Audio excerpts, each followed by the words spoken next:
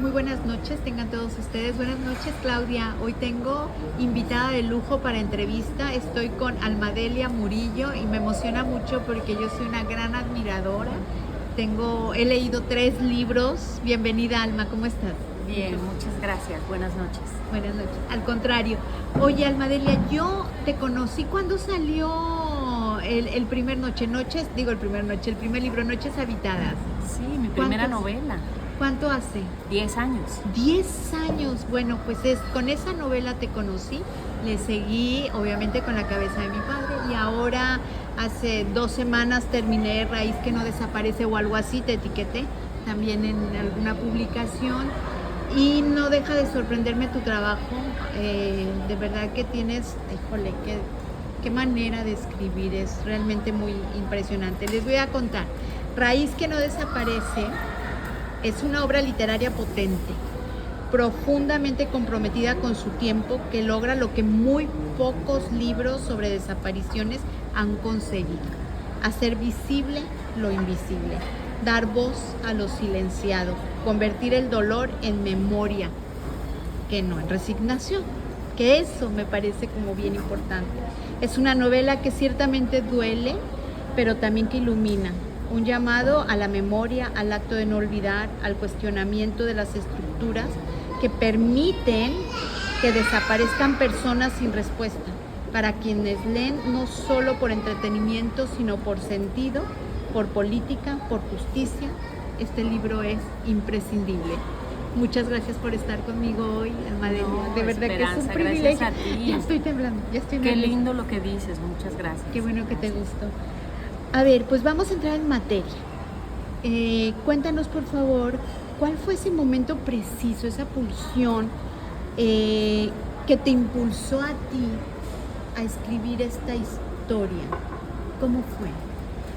Es que es complejo responder un momento preciso, ¿no? Porque yo decía hace un momento en una conversación, es más bien acumulativo, ¿no? Ser mexicana, tú lo sabes, y tener esta edad, es haber visto cómo ha ido agudizándose esta crisis, ¿no? Este tema de las personas desaparecidas, llegar al número delirante de 134,000 y que además las 100,000 personas, las últimas 100,000 hayan desaparecido en los últimos 15 años, pues bueno, es algo que es muy difícil de ignorar, sobre todo si tienes un oficio como el que tengo yo, que es el de la escritura y que se alimenta de lo colectivo, en mi caso, no es que tenga que ser así para todos, pero es así, ¿no?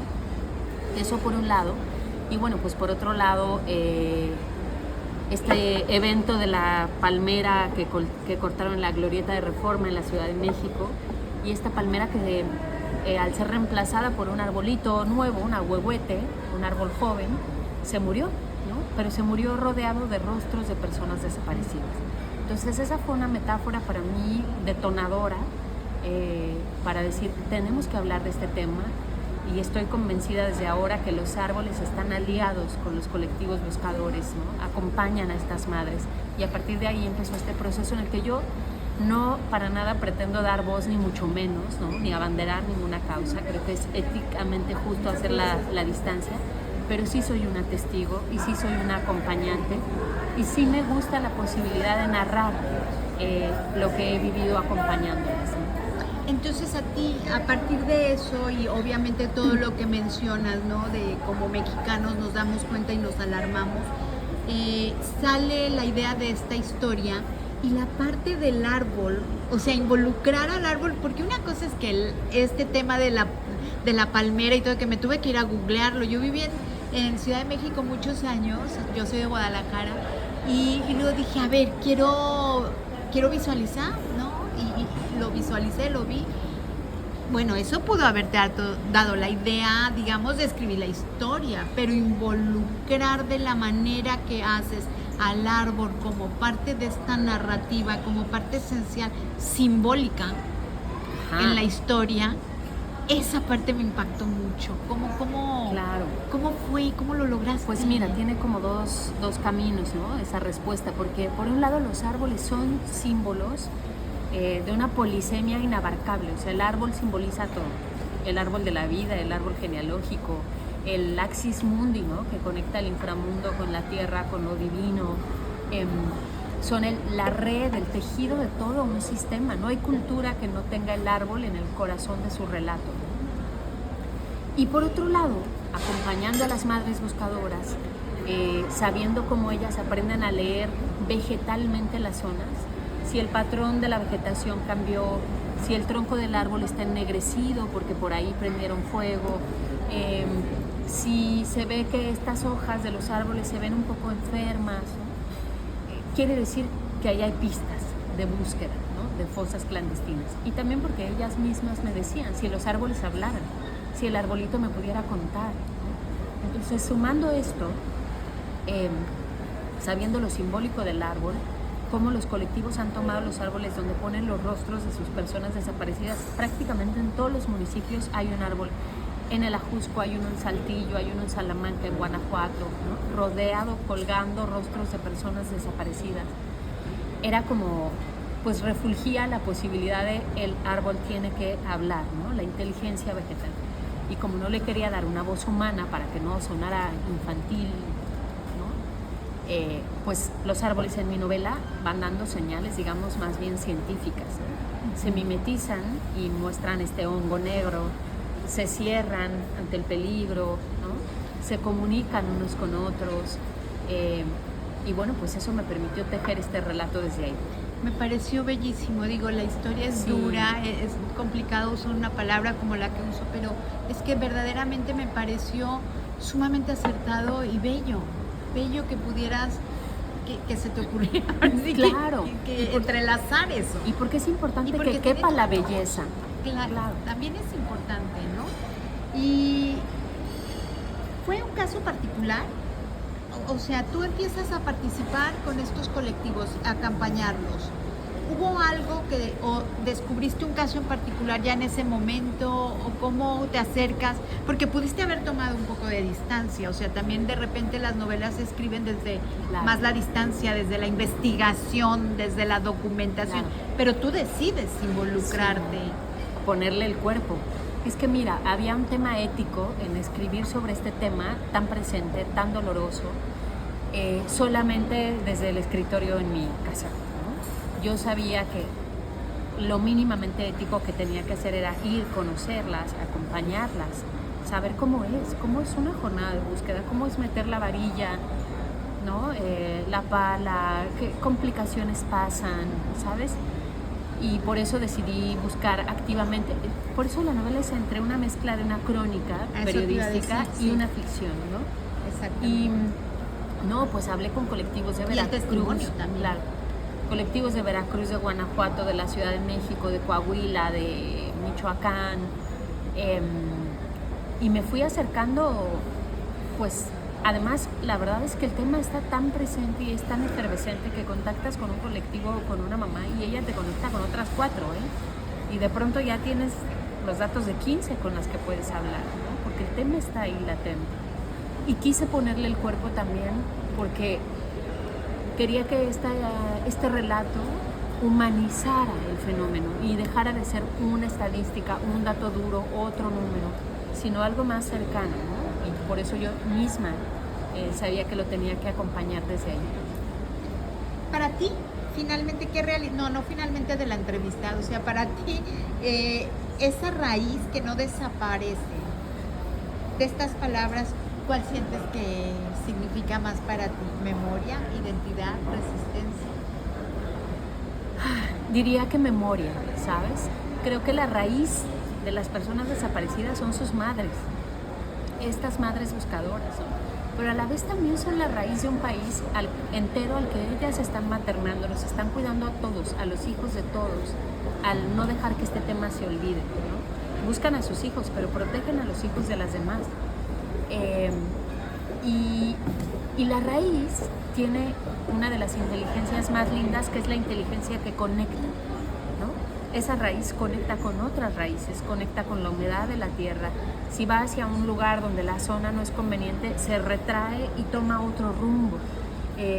Conecta con los hongos que son el micelio, que son como parte fundamental de la inteligencia de los bosques. Por eso la raíz era tan importante para mí de mencionar aquí. bueno, ya me contestaste la siguiente que tenía por aquí. La parte esta de tus personajes, en esta novela particularmente, pero también se siente en la primera novela, ¿no? Noches Habitadas. De alguna manera lo sentí mucho en La cabeza de mi padre, con la presencia de tu hermana, la tuya misma, la de tu mamá. La presencia de mujeres. Sí. Mujeres que dentro de toda su vulnerabilidad son fuertes, resistentes, ¿no? Echas para adelante, como dicen. Claro. ¿Esta parte se ha ido dando solita por tu entorno, o es algo que particularmente quieras como resaltar? Qué interesante que me lo hagas notar siendo tan evidente, ni yo lo había pensado, fíjate, pero creo que no es una intención, lo que pasa es que se escribe desde la experiencia, ¿no? Entonces, para empezar, pues la experiencia de habitar un cuerpo de mujer y de ser mujer en un país como este, en un país feminicida, machista, complejo, ¿no? Pues te deja una historia que contar. Y luego en un país donde el 40% del abandono paterno, de donde nace mi relato, La cabeza de mi padre y Pedro Páramo, pues también, ¿no? Te hace voltear hacia quiénes, hacia las mujeres. Ahora, ¿quiénes son las que están buscando? Las mujeres, te lo juro, Esperanza. Hay papás, pero muy poquitos, y hermanos también. Yo en la novela lo relato, había un papá en las búsquedas, y las demás eran mujeres. Entonces, es este fenómeno como de los rapsodas, ¿no? Los que cantaban la realidad que veían. Y no es que yo tome una postura o asuma un concepto deliberadamente, es que estoy contando una realidad y una experiencia hecha de mujeres. Y bueno, pues está ahí. Bueno, pero es que esa es la sensibilidad que creo que tienes, ¿no? Porque además esta humanidad no solo están buscando, pero también sostienen, también son raíz, digamos, de alguna manera, ¿no? Porque siempre que el hombre abandona, ¿quién queda? Ellas. Claro. Si el hijo desaparece, si la hija desaparece, ¿quién está? Ellas. Son abuelas que vuelven a ser mamás de niños chiquititos que dejan estos hijos desaparecidos, ¿no? Sí. Y esa sensibilidad y esa forma de narrarlo es lo que me parece que impacta mucho en esta novela, porque justamente creo que ahí viene ese acierto, que a lo mejor por ahí fue la decisión de no hacer una crónica periodística ni un ensayo no. O sea, lo humanizas, lo visibilizas desde otro lugar, que hace que uno lo sienta duramente. O sea, sí. Hay momentos que hay que parar, tomar un respiro y seguirle, porque yo los leí en el teléfono, no pude bajar el PDF, hasta ahorita me dieron el libro y no lo pude bajar, pues en el teléfono. ¡Qué barbaridad! No, ya sé, pero eso habla de que no cualquier libro puedes leerlo en el teléfono, ¿me explico? Claro. O sea, sí tomaba mis breaks momentáneos. Sí, es que la novela es un formato muy generoso, entonces te permite tener la crónica, pero incorporar el símbolo del árbol, incorporar los sueños, contarlo en primera persona, apelar a las emociones, ¿no? Por eso hice esto y no un libro periodístico, para empezar, porque no soy periodista, pero con la intención claramente de humanizar. ¿Cómo logras esta parte de hacer el equilibrio, pues, entre estos testimonios y no que fuera un panfleto? O sea, abordarlo desde la literatura, que tampoco hay morbo, tampoco es que estás juzgando. ¿Cómo logras hacer este equilibrio entre esa crónica y la literatura? ¿Fue un reto importante para ti o se te dio? Ya, no, es un reto, y gracias por preguntarlo. Porque mira, yo de verdad creo que la estética también es ética. O sea, la forma en la que decides contar, porque puedes abordar este tema desde un lugar muy morboso o muy desesperanzador o absolutamente necrófilo, ¿no? Y yo no quería eso. Entonces, la decisión estética es, esto tiene que tener belleza, esto tiene que tener las fichas reales de personas desaparecidas para darle un peso, digamos, como a la realidad, ¿no? Esto tiene que terminar con los nombres de las personas desaparecidas, sus nombres completos, porque eso significa algo, eso es, ¿no? Muy impactante. Porque leí cada nombre. Y duele, porque no se acaba, ¿no? Dices, qué larga es esta lista, y solo es un pedacito. Entonces, esas decisiones estéticas te ponen, claro que sí, en una encrucijada, y sin perder el horizonte ético, pues te tienes que regresar a cada rato. A ver, no habré escrito algo insensible, no estará mal esto, ¿no? Y bueno, finalmente si asumes una voz narradora en primera persona, te permite con mucha fluidez hacer un relato muy como de cuerpo presente, ¿no? Muy encarnado en la persona que lo está viviendo. Entonces, todas esas decisiones que se toman como narradora del oficio de escritora, pues son las que más o menos tú vas viendo si se está moldeando algo que estéticamente es como tú querías, ¿no? Mira, hay personas, colectivos buscadores, personas que han leído este libro y me han dicho, me dio un espacio para llorar. Es como un contenedor psíquico, ¿no? Y te juro que solo eso es así siento que, no lo hice tan mal, ¿no? Que valió la pena, ¿no? Si alguien que llevaba 10 años sin permitirse romperse por su búsqueda, por su resistencia, esto le dio un lugar donde pudo llorar y sentirse bien. Sentirse escuchado, sentir que importa. Porque debe de ser un sentimiento muy duro para estos colectivos buscadoras, esta parte de sentir que a nadie le importa. O sea, que no hay justicia. O que son ¿no? muy juzgados, ¿no? O en que algo son muy andaban. Y, o sea, ahí van y ponen las fotos alrededor del árbol. O sea, criticados y juzgados desde otro lugar. ¿no? Y creo que en este sentido, me imagino que debe de ser bello incluso leerte, ¿no? Para ellas. Bueno, yo decía la experiencia. No, para mí sí lo fue, pero digo, para estas personas, leyeron, me queda claro que tus personajes son ficticios, pero evidentemente han de estar llenos de todas estas experiencias y de estas personas que conociste. ¿Alguien de ellos lo leyó? Sí, yo lo he compartido con colectivos buscadores, con las personas que... Pues he recibido mensajes preciosos, así de gracias por el espacio emocional, por el contenedor, por no hacerlo desde un punto de vista morboso, extractivista, pero tampoco dudo que a lo mejor llegue alguien, porque están en diferentes etapas de duelo, ¿no? Me lo decía Jorge Verástegui de un colectivo de Coahuila que está en la glorieta de las y los desaparecidos.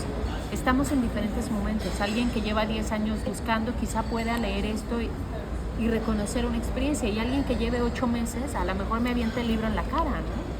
Y me dice, no te metas ahí, es mi proceso, es mi emoción. Bueno, de todos modos vale la pena, a pesar de la incomodidad, intentar hacer algo que no hacer nada, que es lo que yo puedo hacer, que era escribir. La parte de los sueños, estos sueños, ¿es ficción o realmente ellos que están soñando con...? Entonces, cuéntame de eso. Sí, no, ellas sueñan pistas de los hallazgos de sus hijos, de sus hijas, claro que sueñan. ¿Cómo puede ser? Pues como tú soñarías, o yo. Y pistas que muchas veces van conduciendo en un camino. No, pues no les hacen caso, lo que pasa es que les da la razón el tiempo, ¿no? O sea, ella sueña, hubo una mamá que soñó el nombre de la calle. El nombre de la calle. Además, ella ni siquiera está aquí, ella es del Salvador, su hijo desapareció aquí en Ciudad Juárez y soñó el nombre de la calle. Y en efecto en esa calle lo encontraron, ¿no? Sueñan cómo van vestidas, sueñan, en fin, la fachada, el portón, la pared, y luego los hallazgos se dan cuenta que yo estaba soñando esa pista, era esa pared, ¿no? Es muy difícil incorporar eso a un expediente, a un MP, incluso a un formato periodístico, por eso yo recurro a la novela, ¿no? O sea, es real, el mecanismo es real, ellas sueñan pistas puntualísimas de dónde están sus hijos. Yo escuché tu libro también, y los dos. ¿En audiolibro? En audiolibro, y me gusta mucho las referencias que haces literarias, las referencias que haces musicales, sobre todo en La cabeza de mi padre, ¿no? Y me encantó escuchar tu voz, es como tan agradable y todo. Y es bueno, eso te lo quería mencionar porque lo disfruté tremendamente. Ay, gracias. Y que esto me lleva a la pregunta esa. Rulfo, Pedro Páramo, es una clara referencia tuya. ¿Quién más? ¿Quién más ha marcado tu línea y tu camino como escritora? Mira, yo creo que en mis primeros años me alimenté muchísimo del cuento y lo agradezco un montón, ¿sabes? Porque yo de hecho creo que la literatura latinoamericana como su basamento y su gran momento pues fue hecho de cuentistas, ¿no? Pero mis primeros cuentos así con los que yo me deslumbré fueron los de Elena Garro, se llama La Semana de Colores, La culpa es de los tlaxcaltecas, como este límite en el realismo mágico y la tradición, ¿no?, de este pasado prehispánico latente. Leí a un cuentista mexicano poco conocido que se llama Francisco Tario, ¿no? Y mucho leí teatro, o sea, yo mis primeros años fueron todo Shakespeare, Lorca, mucho el teatro de Lorca, ¿no? Y bueno, de unos años para acá, creo que sobre todo me detona la lectura de poesía, ¿no? Es lo que como que me libera el oído, el ritmo, la posibilidad de escribir. Está aquí Raúl Zurita en Raíz que no desaparece. Y cada vez que Ada, el personaje, va a enterrar una carta para su hijo en los árboles, ese momento empieza con un poema que refiere a los árboles, ¿no? Vendrás por la raíz, por el tronco. Cuando un árbol gigante se suicida, harto ya de estar seco y no dar pájaros, ¿no? La poesía me alimenta muchísimo. Yo, si tuviera que rescatar un libro, ya sabes, en una isla desierta, sería una antología de poesía, porque es inagotable, ¿no? Hay un antes y un después para ti con este libro, Raíz que no desaparece. Sí. Y una sensación diferente a La cabeza de mi padre, por ejemplo. Totalmente. Fíjate que sí. Es que entrar en esto, acercarte a los colectivos buscadores, te transforma. Y quedas con el corazón roto, pero más grande, ¿no? Lo hablaba con Marcela Turati, esta fantástica periodista que escribió Última Parada San Fernando sobre Tamaulipas. Y ella me decía un poco eso, ¿no? O sea, te transforma porque porque sabes que no vas a poder abandonar el tema nunca. No hay manera, ¿no? Ya está ahí. Va a estar en tu conversación, en tu contexto, en tu cercanía. Y pasan cosas un poco inexplicables también, ¿no? Cuando te acercas a la gente que te cuenta que está buscando y sabe que ya no busca en vida, por ejemplo, pues es un poco abrir una conversación con los muertos, muy dura y muy sorprendente y para la que nadie nos preparó, ¿no? Entonces eso se va quedando en ti, claro que sí. Ves tu país desde otro lugar, de otra manera. Sí, claro que transforma. Cuando un escritor termina una novela, empieza un proceso de desvincularse, de dejar ya los personajes, ya terminé, ya se acabó.